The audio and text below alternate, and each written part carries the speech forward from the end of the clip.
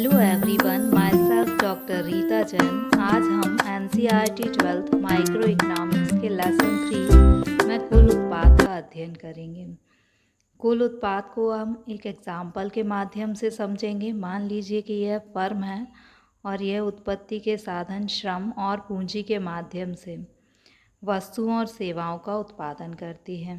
तो यह जितनी वस्तुओं और सेवाओं का उत्पादन करेगी उनके योग को हम क्या कहेंगे? कुल उत्पाद कहेंगे। जितनी भी वस्तुओं और सेवाओं का उत्पादन किया जाएगा उनके योग को क्या कहा जाएगा? कुल उत्पाद। अब कुल उत्पाद का अर्थ आपको लंबे समय तक याद रहे उसके लिए आपको यह चित्र याद करना पड़ेगा, और एक ट्रिक से आप अर्थ को कैसे याद करेंगे वह देखते हैं। चित्र के थ्रू आपको अर्थ याद करना है। किसी फर्म द्वारा, ये आपकी फर्म हो गई। निश्चित समय अवधि में, समय के लिए हम टी लिख लेते हैं चूँकि उत्पादन किसी न किसी निश्चित समय अवधि में किया जाता है। तो किसी फर्म द्वारा निश्चित समय अवधि में उत्पत्ति के साधनों का प्रयोग करके, ये आपके उत्पत्ति के साधन हुए।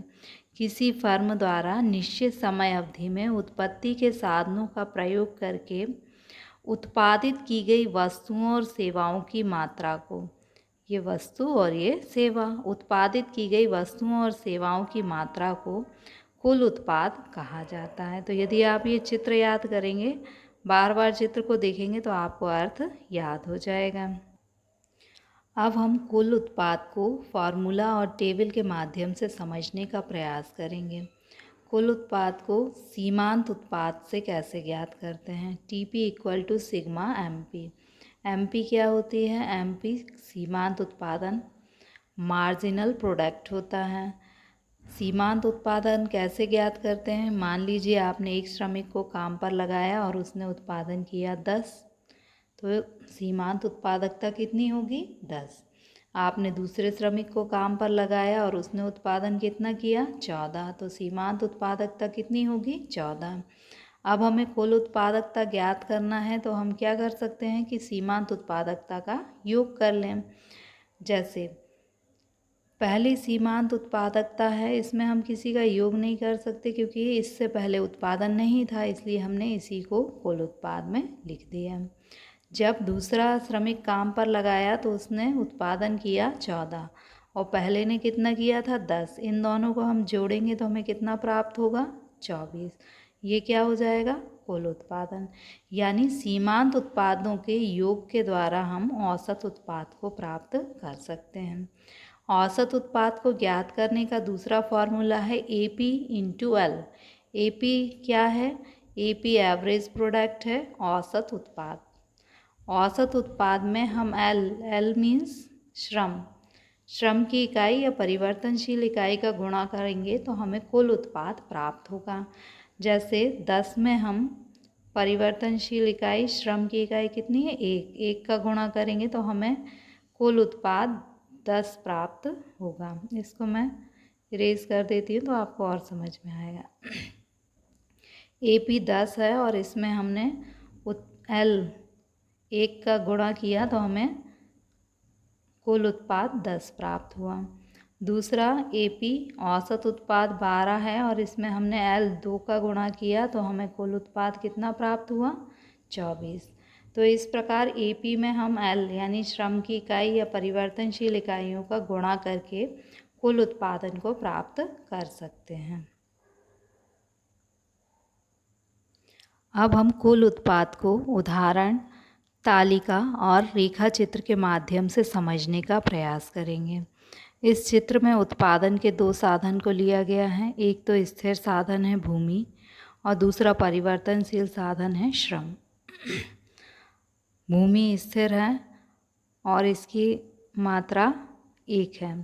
श्रमिक जो है परिवर्तित करते हैं। यदि हम एक भूमि पर एक श्रमिक से काम करवाते हैं तो कितना उत्पादन होता है? 40। चूँकि भूमि बड़ी है और एक श्रमिक काम कर रहा है तो उसकी क्षमता का अपूर्ण प्रयोग हो रहा है, भूमि की क्षमता का अच्छे से प्रयोग नहीं हो पा रहा है, इसलिए उत्पादन कम हो रहा है। उत्पादन को बढ़ाने के लिए हम दूसरा श्रमिक लगाते हैं। दूसरा श्रमिक लगाते हैं तो उत्पादन बढ़कर कितना हो जाता है? 90। अब आप पूछ सकते हैं कि एक श्रमिक 40 उत्पादन कर रहा था तो 2 श्रमिक 80 उत्पादन करेंगे। 90 कैसे हुआ? 90 इसलिए हुआ क्योंकि पहले भूमि की क्षमता का उपयोग नहीं हो पा रहा था। अब भूमि की क्षमता का अधिक श्रमिक लगने के कारण अच्छे से उपयोग होगा, इसलिए उत्पादन में जो वृद्धि होगी वो कैसी होगी? तेज गति से। ये वृद्धि का निशान है और वृद्धि कैसी होगी? तेज गति से वृद्धि होगी। आप भूमि की क्षमता का अच्छे से प्रयोग करने के लिए वो श्रमिकों की संख्या को बढ़ाते जाते हैं। अब भूमि की भी सीमा होती है। आप भूमि पर श्रमिकों की संख्या को निरंतर बढ़ाते जाएंगे तो पहले तो उत्पादन तेज़ी से बढ़ेगा, लेकिन फिर उत्पादन धीमी गति से बढ़ेगा, क्योंकि भूमि का पहले बड़ी इकाई थी और उसका प्रयोग पूर्ण हो रहा था, और पूर्ण प्रयोग होने के बाद 180 पर क्या हुआ है?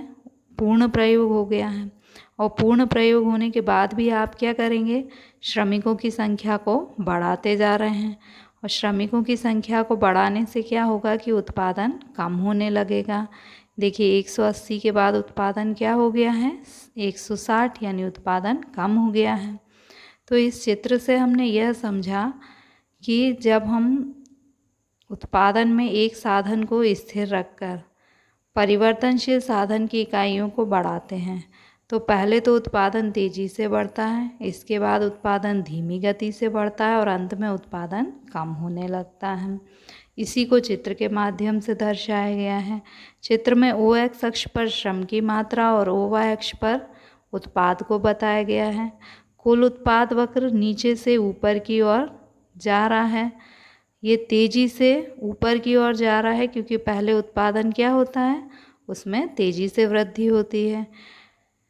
बाद में कुल उत्पाद वक्र धीमी गति से ऊपर की ओर जाता है क्योंकि उत्पादन में धीमी गति से वृद्धि होती है, और अंत में ये वक्र नीचे की ओर झुक जाएगा क्योंकि अंत में उत्पादन क्या होगा? कम होगा।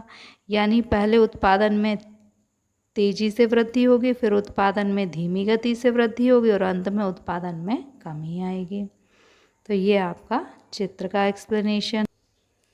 आपकी बुक में एक क्वेश्चन है, what is total product? Total product क्या है? The total product is defined as the sum total of output produced by firm by employing a particular input.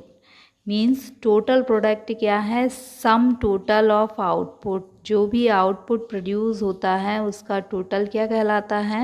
Total product. अब ये जो आउटपुट प्रोड्यूस होता है फर्म में, वो पर्टिकुलर यूनिट, 2 यूनिट हैं, एक एल है और एक के है, श्रम और पूंजी। यानी जो भी उत्पादन इनपुट्स के द्वारा यानी उत्पादन के साधन के द्वारा किया जाता है उसे हम क्या कहते हैं? टोटल प्रोडक्ट कहते हैं। अब ये जो टोटल प्रोडक्ट है उसे हम टोटल फिजिकल प्रोडक्ट भी कहते हैं। टोटल फिजिकल प्रोडक्ट मीन्स कुल भौतिक उत्पादक, मतलब कुल भौतिक उत्पाद। टोटल प्रोडक्ट का फॉर्मूला है sigma Q x. Sigma means होता है योग, जोड़, समीशन, और Q मीन्स होता है आउटपुट।